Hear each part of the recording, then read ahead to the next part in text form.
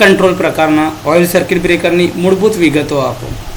તો કે છે પ્લેન બ્રેક પ્રકારના ઓઇલ સર્કિટ બ્રેકરની આપણે જે વાત કરી હતી એમાં આર્ક કંટ્રોલ કરવાની કોઈ ખાસ બીજી વ્યવસ્થા નથી. એમાં ફક્ત આર્કની લંબાઈ વધારીને આર્કને લીધે ઓઇલમાં ઉત્પન્ન થતા જે ટર્બ્યુલન્સ હતા એના દ્વારા જ આર્કને ઓલવવામાં આવે છે. આના કારણે આર્કને ઓલવવા માટે વધારે સમયની જરૂર પડે છે, એટલે કે આર્ક ક્વેન્ચિંગ ટાઈમ તમારો બહુ લાંબો થાય છે, વધે છે.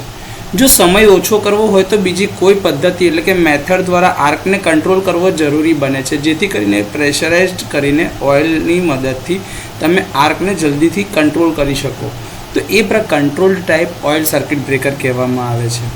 આ સર્કિટ બ્રેકર્સ બે પ્રકારના હોય છે: self blast oil circuit breaker અથવા તો self generated pressure oil type circuit breaker, અને બીજા છે force blast oil circuit breaker અથવા તો external generated pressure oil circuit breaker. તો આ રીતે આર્ક કંટ્રોલ પ્રકારના ઓઇલ સર્કિટ બ્રેકરની આ મૂળભૂત માહિતી છે.